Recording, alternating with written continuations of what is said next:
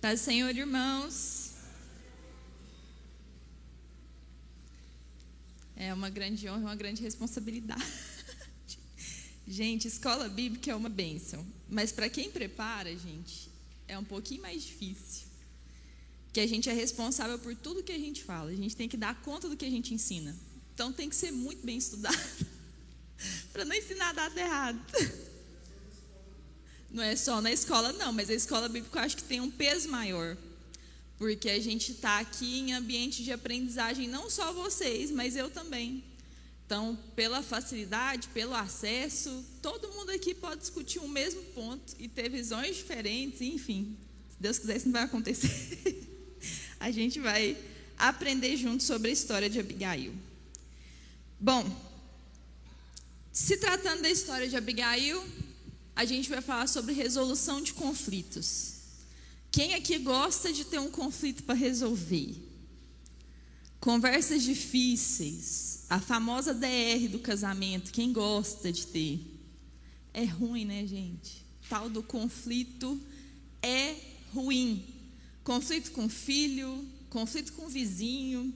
Quem tem aí um problemão com o vizinho aí para resolver de vez em quando? Irmão de igreja nem fala, porque irmão de igreja não dá problema. A gente não discute entre a gente, é só a paz, né? Então, não tem conflito para resolver. Mentira, né? Conflito a gente vai ter todos os dias quase. A gente vai ter um conflito para poder resolver. E a ideia de paz que a Bíblia nos apresenta não é não ter conflito. Não é não ter problema. Mas a paz que excede todo entendimento é você saber como agir e não perder o controle durante o conflito e durante o problema. Então é isso que a gente vai ver que foi a atitude de Abigail diante do conflito que ela passou, que não foi pequeno, foi um grande conflito. Então vamos lá para a introdução. Abigail era uma mulher sensata e formosa, enquanto seu marido Nabal era um homem de ações más. Abigail foi corajosa ao interceder humildemente perante Davi para evitar que ele vingasse a ofensa do seu marido, que se recusou a ajudar Davi e seus homens. Assim, ela protegeu sua casa e sua família. A história de Abigail começa com o marido dela.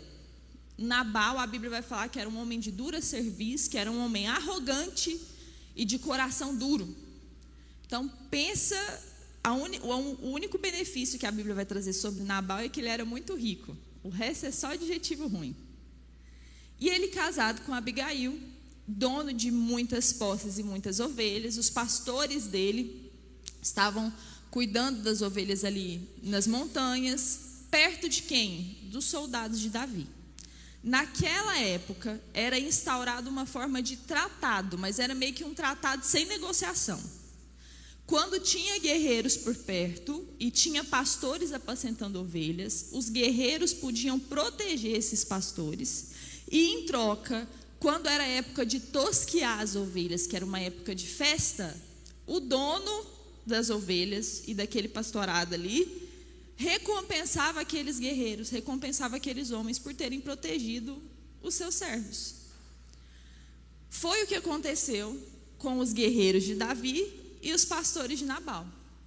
Quando chegou a época da tosquia, que era a época de ir lá para poder receber o pagamento pela proteção, Davi mandou que seus homens fossem e avisassem a Nabal: olha, estou vendo que vocês estão em festa, tem abundância aí, e eu e os meus homens estamos por aqui, a gente te protegeu e a gente quer, né, a nossa parte do trato. O que Nabal falou? Não sustentou aqueles homens. E Davi, que a Bíblia mesmo vai falar que era um homem sanguinário, falou: então não vai sobrar um na casa de Nabal, porque a atitude dele foi de desprezo e desonra. E aí a gente vai ver que Abigail vai ter uma atitude totalmente diferente da atitude de um desesperado. E aqui, para a gente resolver conflito, eu acho que é o princípio que a gente pode sair. Ninguém resolve nada desesperado. Tudo que é feito no desespero dá errado. A Abigail, ela foi sensata. Ela foi sábia. Ela agiu debaixo de uma de um discernimento do Senhor.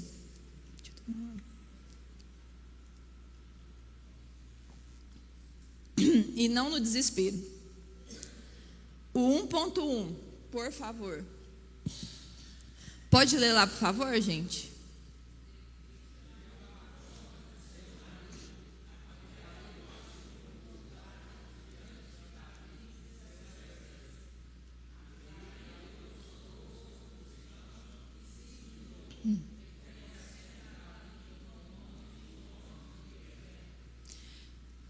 Abigail agiu com humildade. Vamos lá. O que é humildade? Quem sabe definir o que é humildade? Ser manso. São coisas diferentes.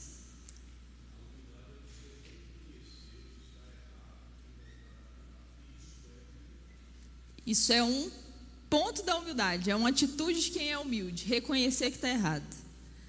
E o oposto da humildade é o quê, gente? Arrogância, orgulho é o oposto da humildade. Então a gente vai ter em um casal dois opostos, um arrogante e um humilde. O que é a humildade?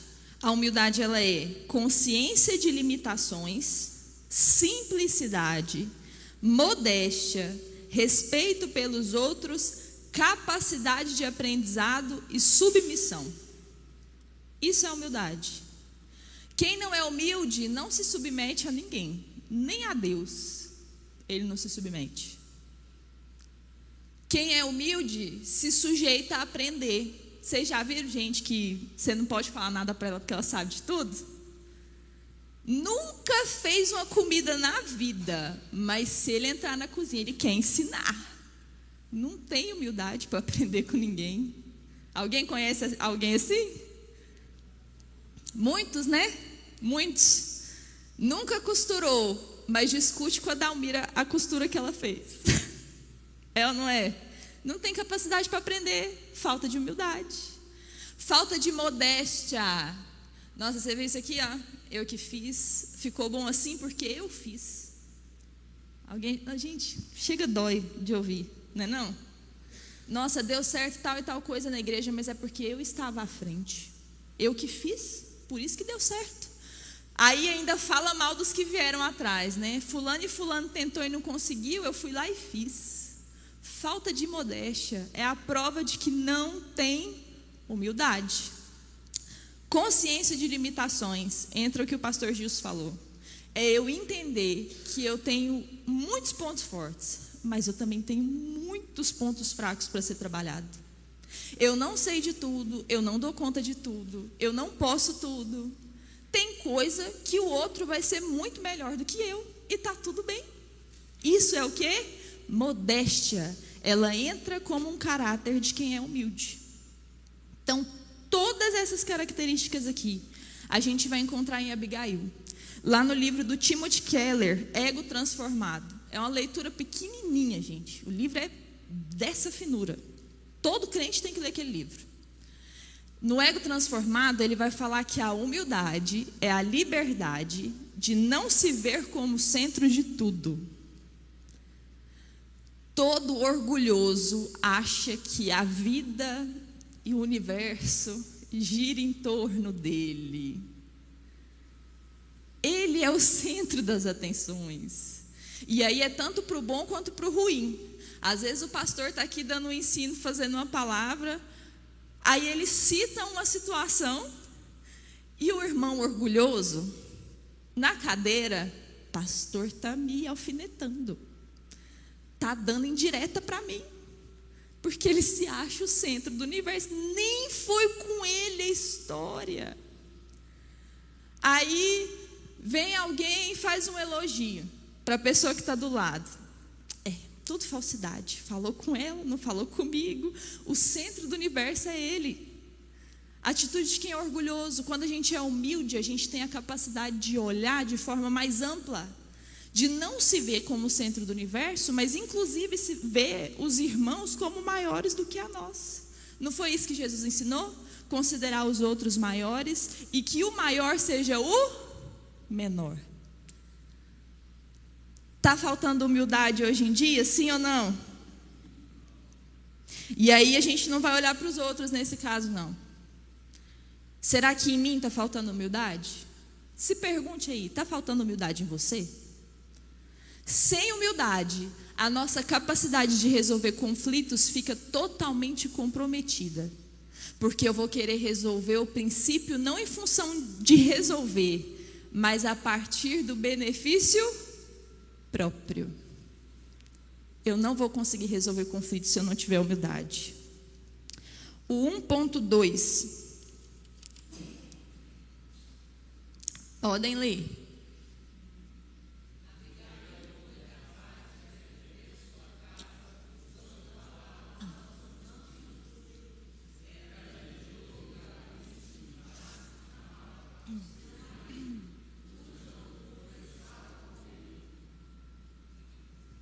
Nabal,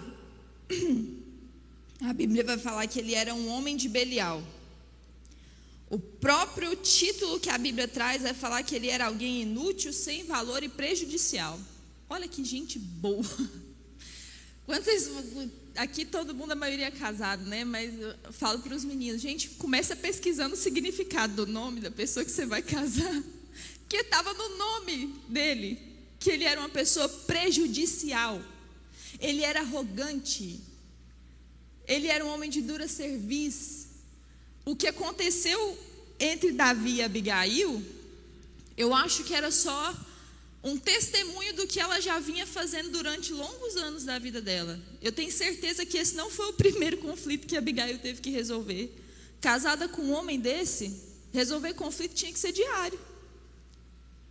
Muitas vezes a gente tem pequenos treinamentos de conflito para um conflito muito maior.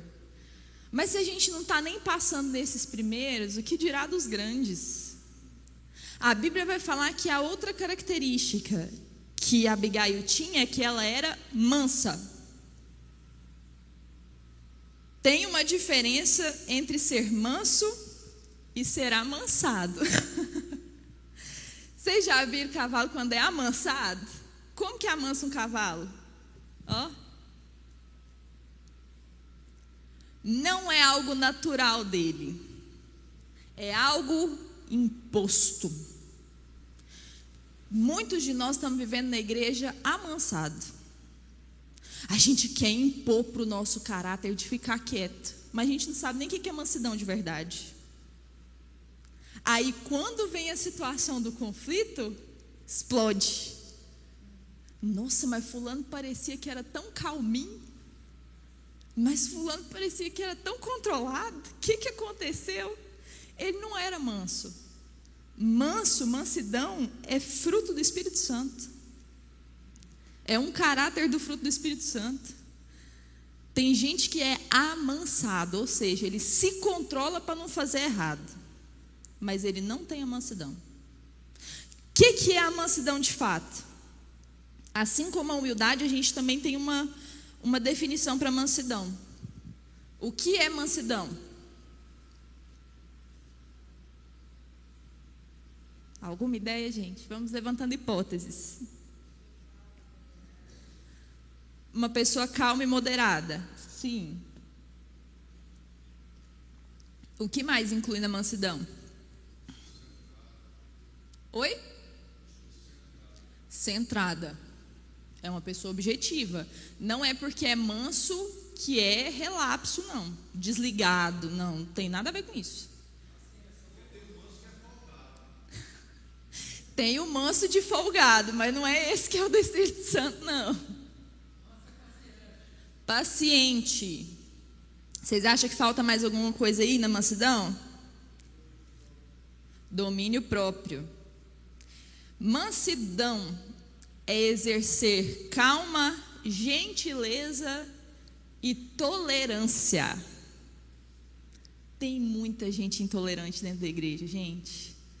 E aí a gente tem que pensar com o que a gente tem que ser intolerante, porque tem coisas que a gente tem que barrar mesmo. Mas com certas coisas que a gente deveria barrar, a gente está deixando entrar tranquilo. A gente está sendo tolerante com certas situações e está sendo intolerante com coisas que a gente deveria ser benevolente.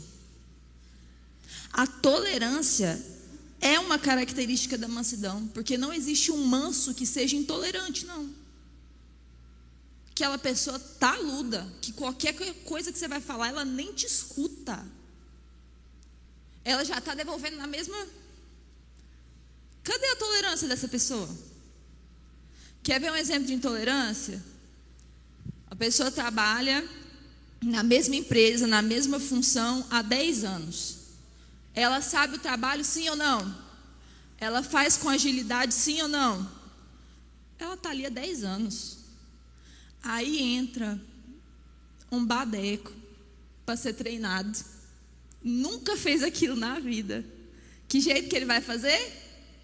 Devagar, errado, aprendendo, não é não? Aí o que está há 10 anos, faz o que com ele, gente? Esse cara não dá conta de serviço não, pode contratar outro.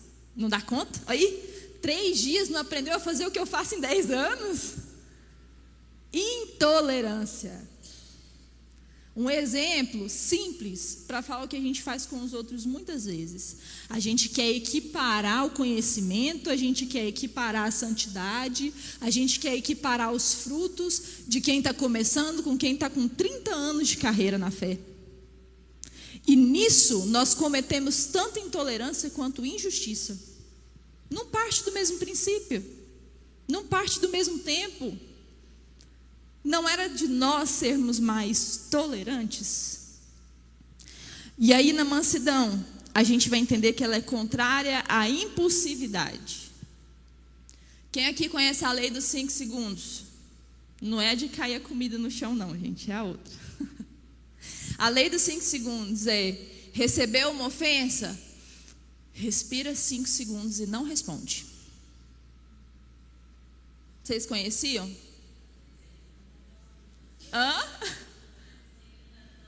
5 não resolve, não dá tempo. Por que existe essa lei? Para te evitar de agir por impulso. Eu me lembro de uma cena da minha infância, que para mim é o retrato do impulso e quanto o impulso faz mal. Meu pai, dirigindo um carro, tinha acabado de comprar um Santana 97, o sonho dele. Nós andando no carro, feliz da vida, parou no sinaleiro. Ele parou certinho no sinaleiro. Veio uma abençoada atrás e tá na traseira do carro. Só que assim, não foi um negócio muito grande não. Bateu, mas era coisa de resolver tranquilo. Meu pai, por impulso, só abriu a porta assim, ó, no ódio. O que aconteceu? Veio uma mulher de bis, pá na porta, caiu da moto, machucou. O cara que estava atrás, que bateu atrás, aproveitou da situação e ó, vazou. Meu pai ficou com prejuízo da traseira do carro, da moto da mulher, da porta do carro, e ainda a gente teve que ficar lá para prestar socorro ainda, porque a mulher machucou a perna. Custava, se meu pai tivesse respirado 5 segundos, ele tinha pelo menos olhado no retrovisor antes de abrir a porta. Uma atitude por impulso pode nos custar muito. Muito. E aí as situações que as pessoas falam assim: eu só pensei depois que eu fiz. Deus não nos chama para agir por reação, por impulso. Crente não pode ser impulsivo, porque na impulsividade você não raciocina o que você está fazendo, você não mede consequência na impulsividade. E aí a Bíblia vai nos chamar para ser como Abigail, que era o quê? Mansa. Vocês conseguem imaginar uma pessoa que é mansa e impulsiva ao mesmo tempo? Não é. Se ela é mansa, a situação está ali, ela vai fazer o quê? Ponderar a situação, refletir sobre a situação. Ah, Giovana, mas tem coisa que não dá para refletir não. Com o sangue fervendo não dá, irmão. Mas Deus também não te chama para andar com sangue quente. É tranquilo. É desacelerar. Para algumas pessoas é mais difícil? Sim. Nós temos 4 temperamentos diferentes, gente. Tem 2 que para ele ser calmo é uma dificuldade tremenda. Irmão, se você tem um desses dois temperamentos, para você o fato de exercer calma já é fruto do Espírito Santo na sua vida, porque é muito difícil. Os outros dois já são mais tranquilos por natureza. Mas ainda assim, ainda que seja uma dificuldade para você, o Senhor te convida a ser mais reflexivo sobre as suas atitudes, a parar de agir por impulso e agir com mansidão. Quem não tem mansidão, age sempre na defensiva. Sabe aquela pessoa que nem escuta seu argumento, ela não está prestando atenção em você na discussão, ela já está pensando o que ela vai responder. Eu falo que tem muito casal que briga, e isso de experiência de consultório, parecendo aqueles meninos que discutem na 5ª série. Vocês já viram, gente, menino de 5º ano brigando? Eles ensaiam as tiradas um para o outro, e o resto no fundo fica, levou. Vocês lembram disso? Tinha muito disso no 5º ano. Não foi você não foi você sim, não sei o que, porque você não manda. Tem gente que discute assim, para resolver um conflito. Resolve alguma coisa? O que resolve, gente? Nada. Termina a discussão com mais desgaste, os dois irados, e o problema continua lá para ser resolvido outro dia, porque não resolveu coisíssima nenhuma. Quando a gente tem mansidão, a gente ganha uma capacidade de desarmar o oponente do conflito. A Bíblia fala que a palavra mansa abranda o quê? O furor.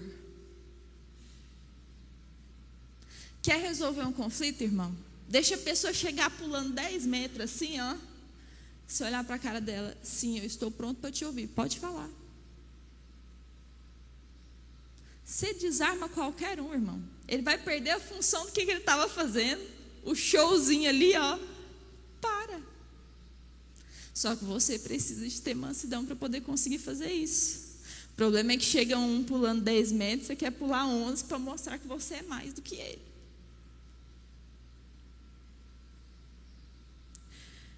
Toda briga precisa de argumentos. A mansidão desarma os argumentos do seu oponente. Então seja consciente disso. Quando você estiver em conflito, ouve mais. Não vá para um conflito na defensiva. Escuta o que a outra parte tem para falar. Presta atenção de fato no que ele está falando. Às vezes até na igreja a gente está conversando com o irmão está desabafando um problema, você já está dando a solução antes do irmão contar o que está acontecendo. Escuta. Respira, irmão, é mesmo. E quando foi que começou a acontecer isso, irmão? Tem quanto tempo que você está desanimado na igreja? Quem quer ajudar ouve mais e fala menos.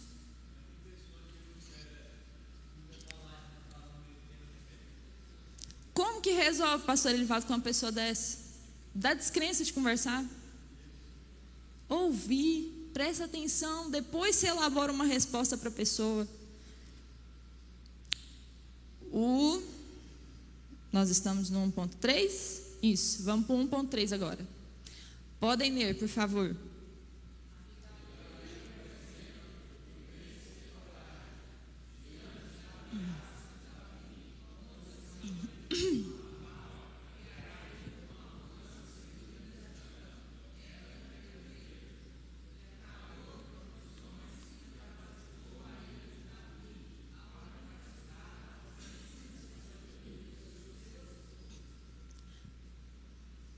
Pode terminar lá, ó. Humildemente.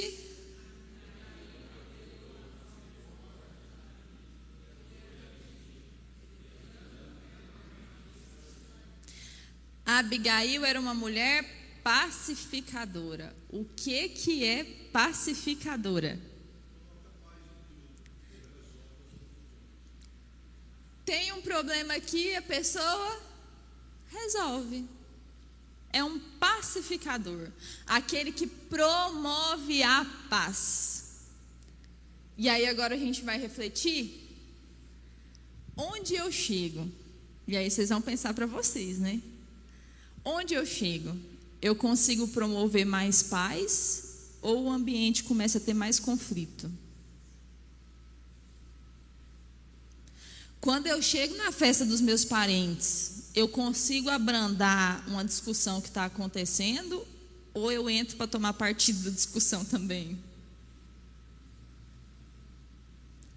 O que acontece nos ambientes que eu entro?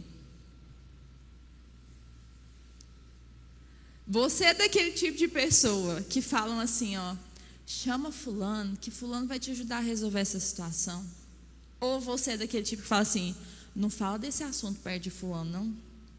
Que hora que fala perto dele, nossa, ele fica insuportável. Não pode tocar em tal assunto, não. Quem é você? Pacificador ou gerador de contenda? A Bíblia fala que é bem-aventurado os pacificadores. Abigail teve a capacidade de resolver um problema sério com uma situação que ela não tinha nem autorização para entrar. Ela ainda entrou e resolveu. Com alguém que tinha uma patente e autoridade muito maior do que a dela, porque ela era pacificadora. Será que nós temos sido pacificadores?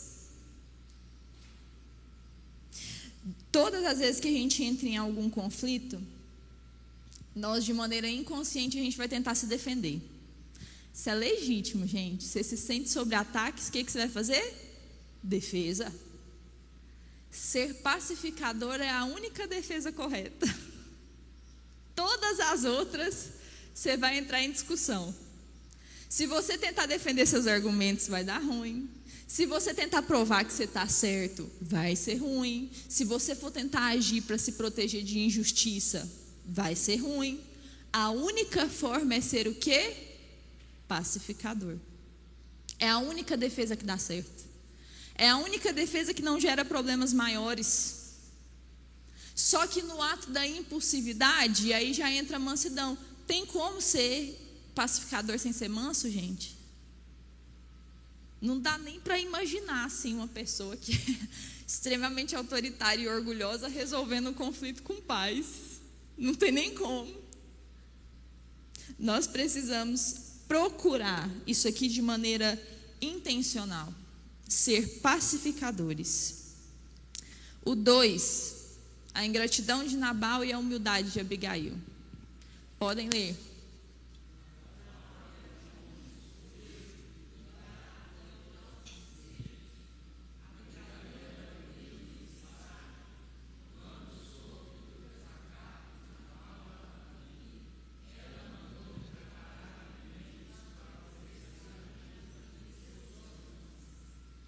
Dois ponto um.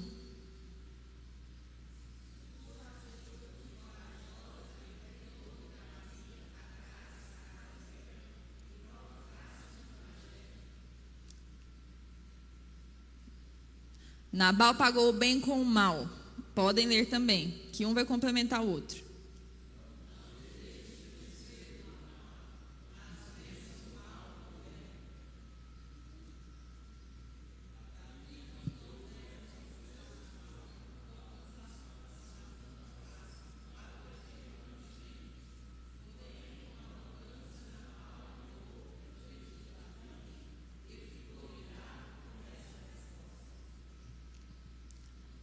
Quando a gente vai comparar os dois, a nossa primeira comparação já foi feita aqui. A gente tinha uma esposa humilde e um esposo arrogante. Um traço que é quase, não posso falar que é em todos, mas é muito raro você ver um arrogante que é grato. É muito raro. Pode ter uma exceção, mas eu pessoalmente não conheci nenhuma. O arrogante tem em si uma necessidade de provar que tudo dele é melhor. Ele se valida em cima dos outros. Então tudo dele é mais. E aí pode ser para o pior também, tá? Não é só para o melhor. Tem arrogante que faz, sabe o quê? Você fala, nossa, eu estou com uma dor no pé, irmã, mas eu machuquei meu pé assim. Assim? Menina, eu quebrei meu pé 3 vezes e eu estou aqui assim. Vocês já conversaram com gente assim? Tudo dele é pior também? Tanto para o melhor quanto para o pior, o dele é mais. Irmã, meu esposo está dando trabalho, você acredita que ele fez isso, isso, isso? Menina, meu esposo faz isso, isso, isso, isso, isso. Ela não te ouve para nada, tudo dela é mais. Um caráter arrogante, que ele quer se colocar em cima dos outros como sendo mais. Pode ser o melhor ou pode ser também o pior. E aí o arrogante, como o dele é mais, você acha que ele consegue ser grato pelo que ele tem? Contente? Não. Se tudo dele tem que ser mais, acaba que tudo que ele tem é pouco. E aí a gente vai ter uma postura de alguém que é ingrata, amarga. Está comendo aqui, está reclamando da comida. Está vestindo e está pondo defeito na roupa. Está vindo para a igreja e pondo defeito no culto. Caráter de quem é? Arrogante. Conviver com uma pessoa dessa é fácil, gente? Não é não? É extremamente chato. Ninguém gosta de ficar perto de uma pessoa dessa, não. Tudo tem defeito, tudo podia estar melhor, tudo está ruim, mas sempre, se fosse do jeito dele, era melhor. O único jeito de melhorar a situação é fazendo do jeito dele. Nabal era assim. Aí Nabal resolve uma situação de uma maneira catastrófica. Mas se ele era arrogante, qual era a possibilidade de Abigail falar com ele e ele reconhecer que estava errado? 0. Como que Abigail ia convencer Nabal de que o que ele fez ia gerar uma grande tragédia? Não ia. Ia ser enxugar gelo. Então a atitude que Abigail foi fazer foi de resolução. Ela foi extremamente objetiva. Falar com ele não adianta. Como eu posso resolver?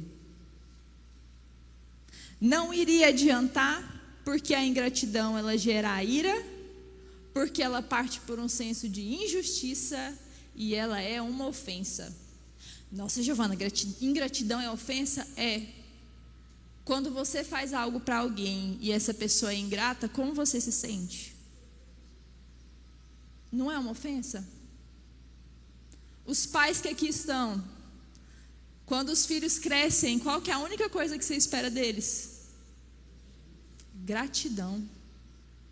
Ô pai, muito obrigada, viu? Eu lembro do senhor saindo cedo para trabalhar, para poder me dar o melhor. Eu te respeito porque eu tenho gratidão pelo que o senhor fez por mim. Ô mãe, eu lembro da senhora lavando tantas roupas, hoje eu vou te ajudar a lavar, porque eu tenho gratidão pelo que a senhora fez por mim. A ingratidão gera revolta, porque a gente não entende como que eu pude fazer tanto e ele não reconhecer. Nabal estava sendo ingrato com Davi, por isso que Davi suscitou a ira. Vamos matar todos os meninos. A ira de Davi tinha razão ou não? Por causa da ingratidão de Nabal. Tinha razão, porque ele estava pagando, e a gente acabou de ver, pagando o bem com o mal. É a atitude de quem é ingrato. Ele não corresponde à expectativa do bem com o bem. Ele paga o bem com o mal. O 2.2.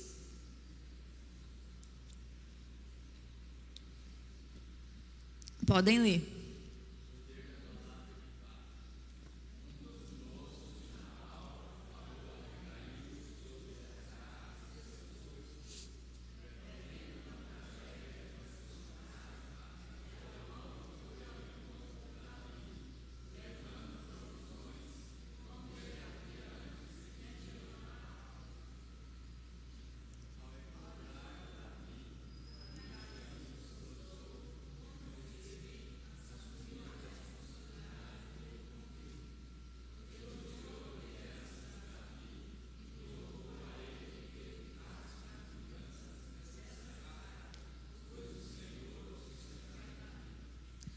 Olha o poder que teve. Palavra de paz de Abigail. Quando a gente vai ler o que ela falou, gente, a mulher entrou em negociação. Ela não só chegou lá e falou mal de Nabal, ela não só chegou lá e pediu desculpa, mas ela fez numa maneira que ela colocou cada palavra no lugar certo, na hora certa. Ela teve palavra de sabedoria e de paz para ter uma boa negociação com Davi. Pode falar, pastor Zé.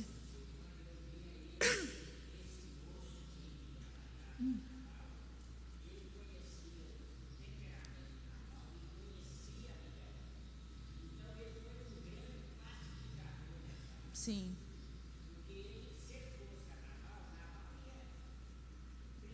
Sim.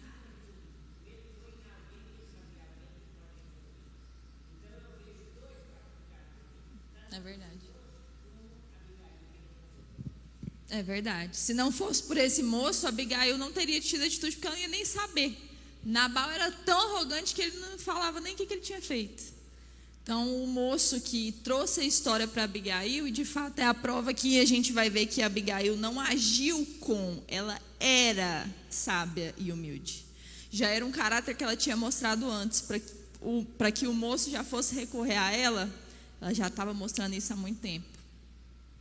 Essas palavras de paz que Abigail trouxe são para a gente refletir em como que a gente conduz um conflito de forma prática. Até aqui a gente falou sobre coisas que a gente tem que ter em nós de maneira muito intrínseca e pessoal. Humildade, mansidão, tolerância, mas a capacidade de ser pacificador. Mas e na prática? Como é que a gente faz isso? É onde entra o poder das palavras de paz. É onde entra a resposta branda a aplacar o furor. Como que você negocia um conflito? Olha o discurso que Abigail fez para Davi. Ela se colocou em posição de humilhação. Ela se colocou como a causadora do problema. Quem causou o problema, gente? Nabal. Mas ela assumiu a culpa. A gente olha e fala assim, essa mulher estava doida. Não, ela estava sendo sábia. Ela assumiu a responsabilidade por um erro que não foi dela. Porque quem que estava resolvendo? Ela. Ela assumiu a responsabilidade do erro dele. Ela se colocou em um pedido de desculpas. Ela exaltou a capacidade de Davi. Quando chegou lá no final, ela ainda falou assim, olha, não suje as suas mãos de sangue inocente, porque eu reconheço que o Senhor é o futuro rei de Israel. Negociação. Olha, faz isso, que você está vendo que em contrapartida tem isso. Você tem muito mais a perder do que a ganhar, Davi. Pensa bem. Capacidade de resolver conflito é ser inteligente. Mas aí você quer resolver conflito chegando como? Você é o problema da situação. Você fez isso, porque você é assim. Aí começa a subir um pouquinho a ira, a gente usa palavras maravilhosas na discussão, né? Você nunca, você sempre, você toda vez. Esses três aqui, gente, qualquer um que escuta fica como? Fica como, Marilene? Com raiva. Tem como eu chegar para alguém e falar assim, você toda vez fez isso. Não é toda vez. Por mais que aquela pessoa tenha feito uma, aí é que dá raiva, você fez uma vez errado. E aí a pessoa joga todas as certas, no lixo. Você nunca falou isso.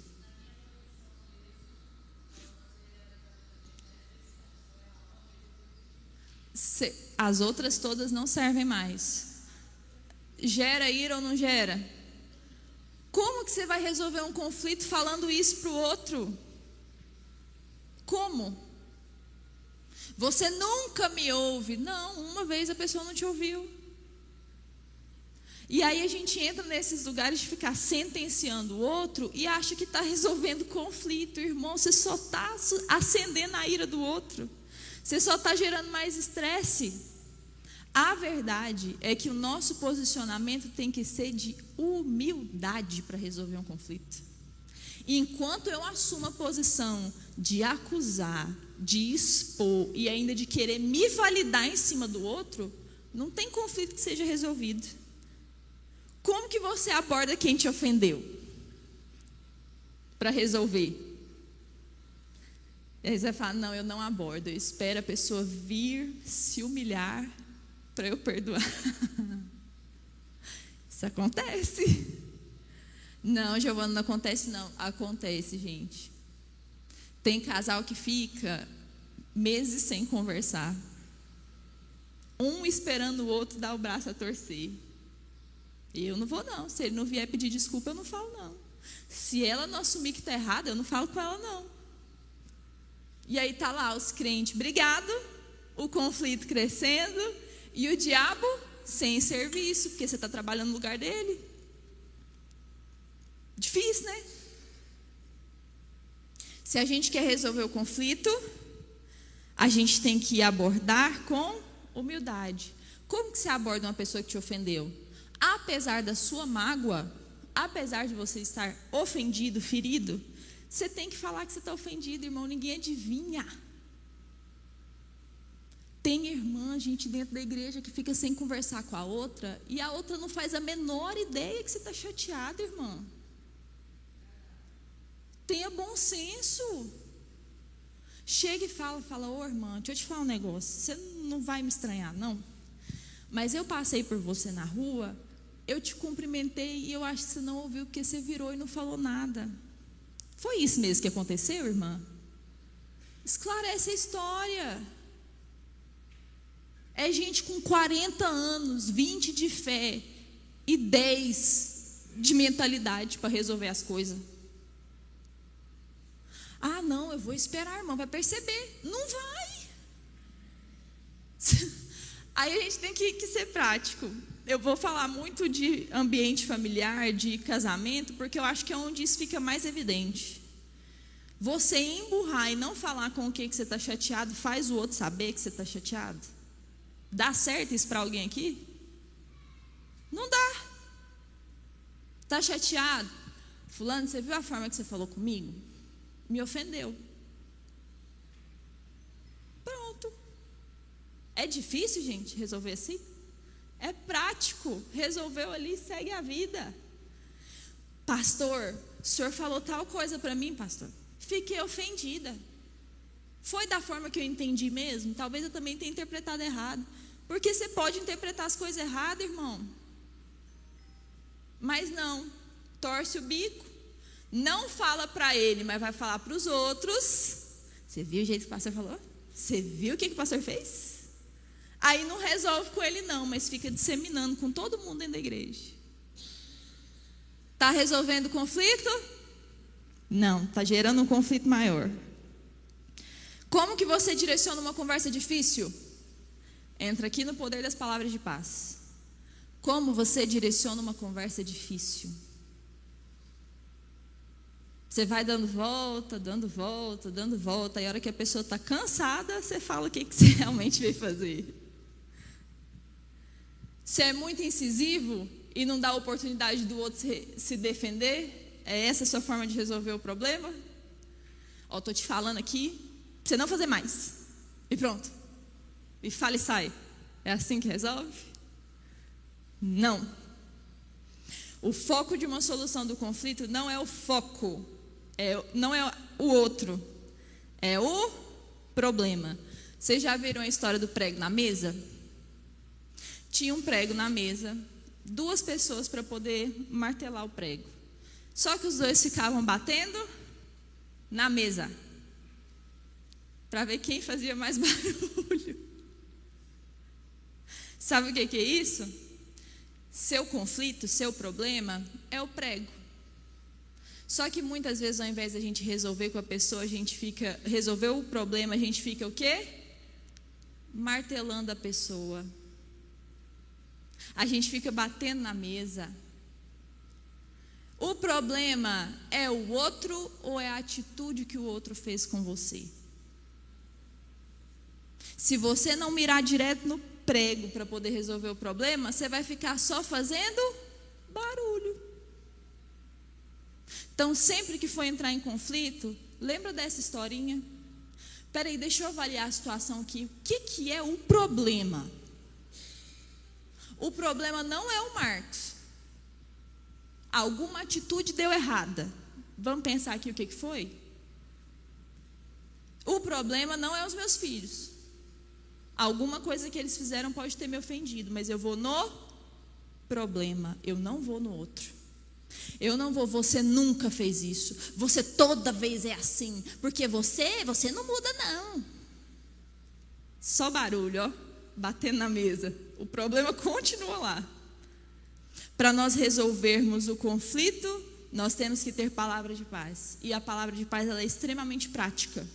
Não é uma coisa espiritual, vou orar para Deus me dar a palavra de paz na hora do conflito. Não, irmão, é pensar. É prático. É na hora de você falar, deixa eu pensar como é que eu falo. Nossa, mas será que se eu usar esse tom eu não vou ofender, não? Mas será que se eu responder desse jeito eu não vou ser agressivo, não? É pensado, irmão. Para ter mansidão, para ser pacificador, para ser humilde, a gente ora, porque é fruto do Espírito Santo.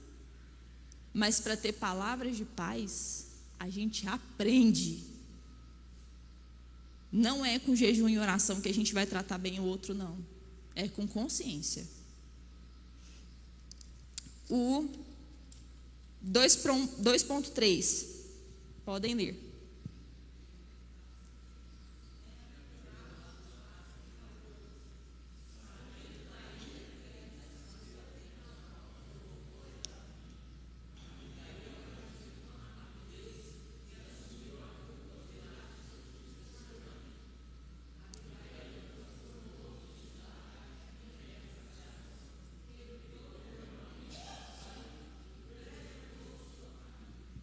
Abigail transformou hostilidade em reconciliação.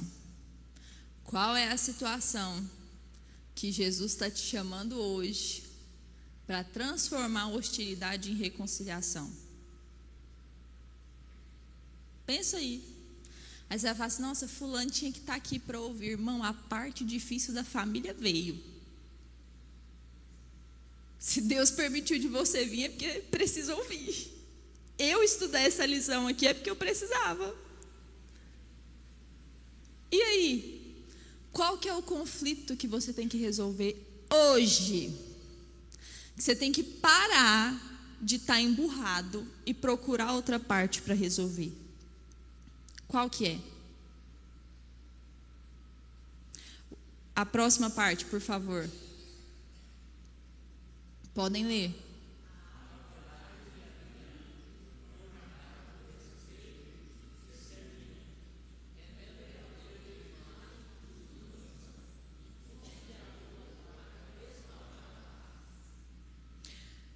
Existem situações em que a gente está tão ofendido que a gente começa a achar que tem o direito de não resolver.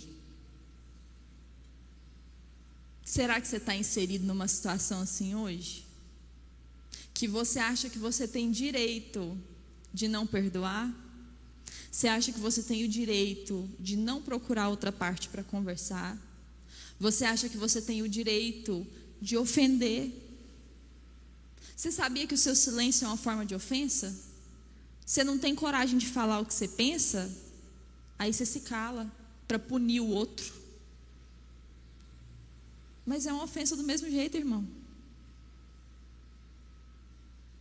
Seu olhar comunica desprezo. Tem gente que chega num ponto que está tão ofendido, que ela olha com desprezo para outra pessoa. E isso é triste demais, gente. É triste para um mundano. Para nós que somos crentes é vergonhoso. Vergonhoso. Sabe por quê? A Bíblia fala que assim como nós perdoamos a quem nos tem ofendido, perdoa a nós também, Jesus. Jesus pode usar a mesma proporção para você mesmo? Você não tem dívida com ninguém, não? nós temos que nos colocar numa posição de humildade de novo. Se nós não nos sujeitarmos uns aos outros, que dirá sujeitar a Deus? Nós precisamos dessa capacidade de ser reconciliadores, a começar pelos nossos conflitos, para depois a gente ajudar as pessoas a resolver os conflitos delas. Mas tem muita gente dando pitaco em conflito dos outros aí, ó, e o dele só acumulando. Vamos ler o 3, por favor, o 3 e o 3.1.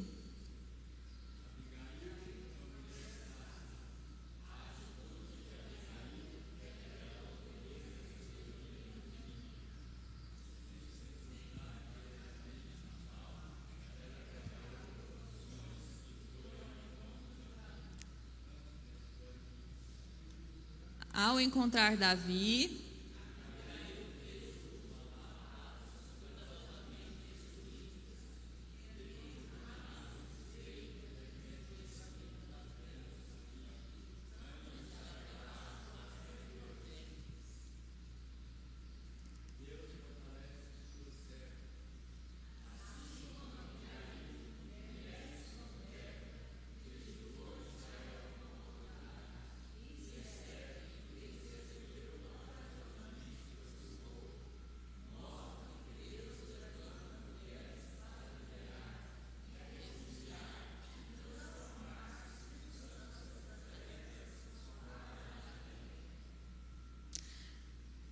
quando a Bíblia vai falar sobre as responsabilidades de uma mulher, uma das responsabilidades nossa é de ser sábia. Provérbios 14:1 fala o quê? A mulher sábia edifica a casa, mas a tola com as próprias mãos. Isso é álibi para o homem ser tolo? Ah, não, já que a Bíblia falou só sobre a mulher, estamos livres para ser insensatos. É isso que a Bíblia fala para os homens? De maneira nenhuma. Até porque, meu irmão, a sua responsabilidade com relação à sabedoria da sua mulher e dos seus filhos é enorme. Adianta, como é que fica uma casa onde a mulher é uma sábia, mas o marido é um tolo? Os filhos são o quê? Não vai para frente. A Bíblia vai trazer a sabedoria de Abigail com um brilho a mais para a sabedoria feminina. E de fato, mulheres, nós temos uma capacidade reconciliadora mais aguçada. O ambiente da casa muda ou não muda de acordo com o que a gente está, gente? Muda. Muda sim. A gente tem uma capacidade de promover o ambiente, de influenciar o ambiente à nossa volta. Porém, isso não é desculpa para os senhores maridos agirem com insensatez e ainda virar para a esposa e falar: mas você tem que ser sábia. Pelo amor de Deus, não faz isso não. Sejam conscientes de ambas as responsabilidades. Muitas mulheres têm lutado para ser sábias, mas vivem em lares onde o marido não sabe ser homem. Homem, gente. Homem, sabe homem, que fala firme, que decide as coisas, que sabe fazer as contas do mês. Homem não está tendo, que protege, que zela. É uns homens que é filho, que tem a mulher como mãe. Tem como uma mulher que é mãe do marido ser sábia, gente? Fica difícil. Ele depende dela para fazer uma compra, ele depende dela para arrumar roupa, ele depende dela para cuidar dos meninos, tudo. Ela adotou outro filho. É em contrapartida. É em contrapartida. Aí a gente vai falar das mulheres superpoderosas, né? Que é o empoderamento feminino que está aí agora. E os homens fracos. É o que ele quer. É o que o diabo quer. Aí começa uma distorção total da família, porque não tem nem como ela executar bem o papel dela, nem ele executar o papel dele.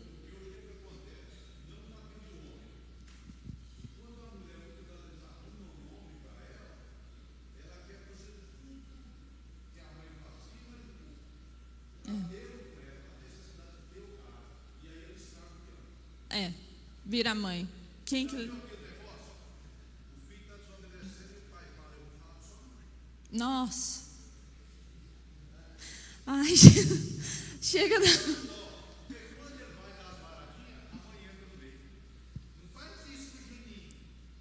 Desse jeito. É muita coisa, a gente, dentro de um ambiente familiar que vai validar um, invalidar o outro. É muita história pregressa. O que esse casal aprendeu como sendo correto. Mas diante da palavra de Deus, para a mulher ser sábia, efetivamente, ela precisa de um homem forte do lado dela. Vamos lá, eu esperava que isso não acontecesse, mas aconteceu. 3.2. Corre. Abigail era uma mulher formosa, mas a sua real beleza estava em ter um espírito manso e tranquilo. 3.3. Nabal deu um banquete em sua casa e se embriagou. Olha o tanto que ele estava preocupado com o que ele tinha feito. Ele foi lá, sentenciou todos os homens da casa dele à morte e foi dar um banquete, tranquilo. Olha o tanto que ele tinha consciência. Por ser de dura cerviz, não atendeu ao pedido de Davi, deixando de retribuir o bem que havia recebido antes. Se a sabedoria preserva vidas, a sabedoria também preserva mentes. Escolha a briga que você vai entrar. Abigail escolheu ou não escolheu com quem que ela ia brigar? Escolheu ou não, gente? Ela podia ter chegado para Nabal e ficar lá no ouvido dele, ó. Ela foi sábia. Eu vou falar com quem resolve. Muitas vezes a gente se desgasta. Não é culpa do inimigo, não é o inferno, é você escolhendo a briga errada, irmão. Vai discutir com quem resolve. Leva seu conflito com sabedoria para quem de fato está interessado em responder, em resolver para você. Tem gente que fica discutindo coisas que, além de inúteis, está conversando com a pessoa errada. Só vai te gerar desgaste, só vai te gerar dor de cabeça e ainda pode te inserir em conflitos maiores. Aqui no caso de Abigail, ela falar com a pessoa errada, que seria Nabal, ia colocar ela numa condição de não poder resolver com Davi. Ia gerar tragédia para a casa inteira. Então escolha com quem que você vai resolver seu problema. Tem causas que a gente leva uns aos outros e resolve. Se você está ofendido, se você ofendeu, se você precisa alertar o outro sobre algum limite que ele está quebrando com você, faça. Mas tem situações que muitas vezes nossa atitude de sabedoria vai ser levar a Deus. Muitas vezes a nossa palavra de paz vai ser direcionada mediante um direcionamento de Deus. Senhor, eu estou orando aqui porque tal pessoa está no meu pé e eu não tenho como resolver. Se eu me opor a essa pessoa, eu vou ter consequências sérias. Então eu preciso da ajuda do Espírito Santo. Mas esse discernimento quem tem? Nós, mediante a sabedoria. Conclusão, para a gente encerrar. Abigail não apenas desarmou a vingança de Davi, mas também protegeu sua casa de uma tragédia. A sua atitude nos mostra que a mansidão e a sabedoria são influências poderosas, capazes de promover a reconciliação e a paz em momentos conflituosos. Depois que Abigail resolveu o problema e voltou para casa, a Bíblia vai falar que aconteceu o que com Nabal? Deus permitiu uma doença e